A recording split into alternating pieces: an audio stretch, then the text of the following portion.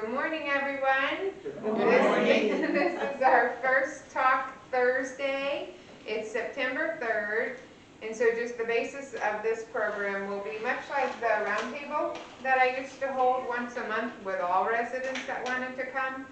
Unfortunately, now we're limited to 10 in size, so we hope to run this every Thursday. It may not always be me, it may be Dana. Dana will actually be hosting it next week. And then I'll probably host the following week, and then another CMT member. So you get to see us all again, because all of the department heads at one point or another had roundtables. You know, we had the wellness talk, we had David in environmental services. So we want to kind of get back into a groove of a routine with being able to meet with groups of residents, because it's something we've missed, and we know you all, you miss it, good. Good. So we're taping it for Channel 1960 so that all residents can listen in and watch the program. So I have some topics to talk about, and then of course I'll open it up to you all, and there may be more questions than we've had in a while because we haven't been able to meet. And obviously things are so much changed now with all the COVID protocols. So one thing I wanted to talk about, and it's really exciting news, is that we did the surveillance testing last Wednesday of 20 associates. So every other Wednesday we'll be testing randomly a group of associates for COVID, and all 20 came back negative. So that's exciting. It is, it's really terrific, and it's just a sign that we do take it very seriously in and out of here. I know a lot of people say, well, you guys get to go home. And well, we have to go home. We can't, or we could bunk up with you, I suppose. But, you know, we do go home, but on the outside, it's really scary. You know, it's very scary for us. We know that, we know that we're potential risk factors, so we attempt to be as careful as possible when we're out of here, and just having all negative results is a sign of that. So I appreciate the employees for all that they're doing, and we'll be running tests again Wednesday, so we'll have another group.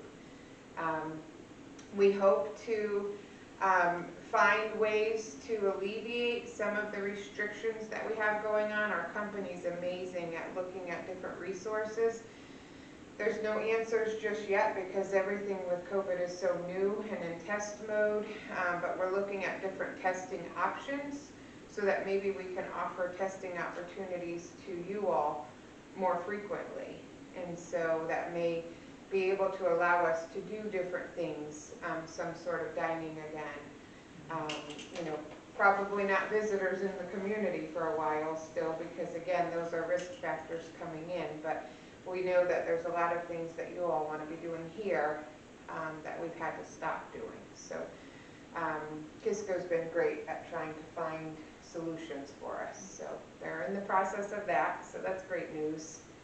And then the visit station, we were just talking about the visit station, and it is hot. There's no real big solution for that because it's just hot out. And so we are moving it though to the inner part of that courtyard, so just opposite side of the dining patio, really where the dog area is now, the makeshift dog area. We're going to move that to the other side of the courtyard, and then put the visit station on that other side where it's quieter, much quieter. And there's going to be a pathway for guests to walk in, a pathway for residents to walk in from the breezeway. So it'll be a much nicer setup. So Bobby and the landscaping team is getting ready to work on that for us, and that should happen soon.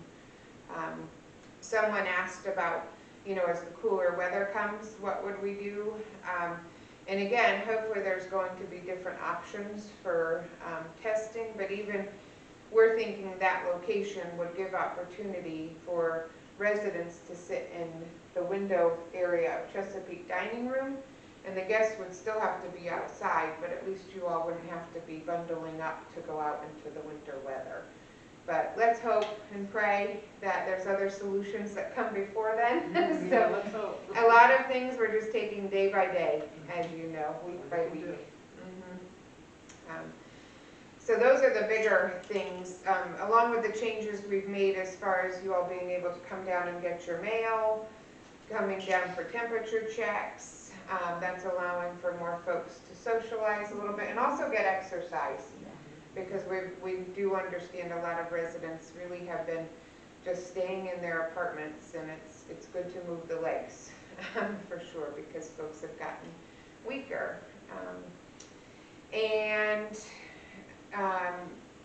A new program that's coming that I wanted to share about is Wind Down Wednesday. So Brian is coordinating it with Julia.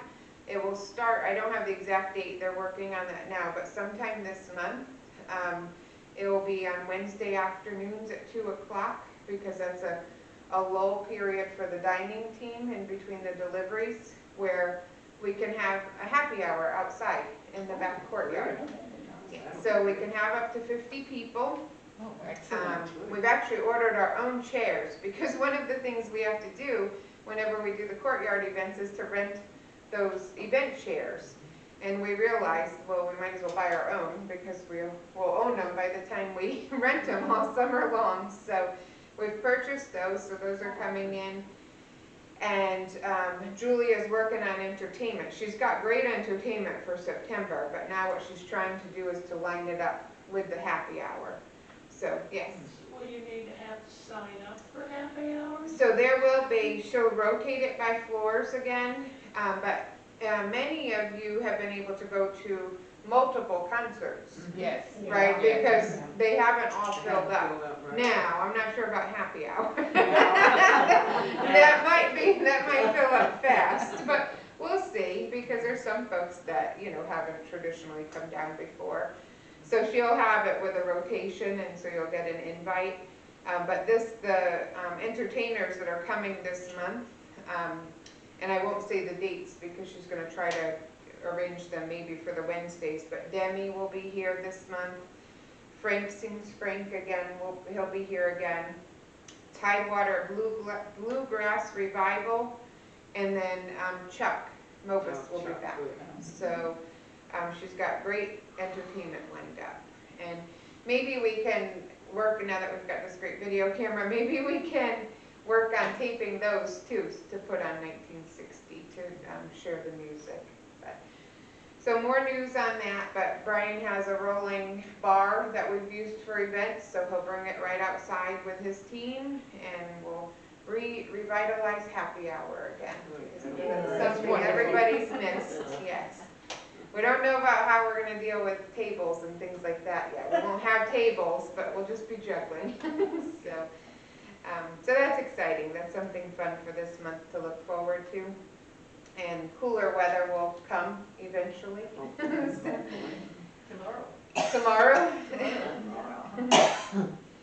The other thing I know a lot of folks have asked questions about was the transportation, and why have we had to close off days, and it's really the increase in usage. So it's not, we have a full team. Even when we were recruiting and Tim was coming on board, we were still driving just as much. We have the 2 vehicles, and they go out in different directions often, and also now we have to limit the capacity in the vehicles. But really it's come down to more people wanting to use our transportation so they can avoid the isolation period.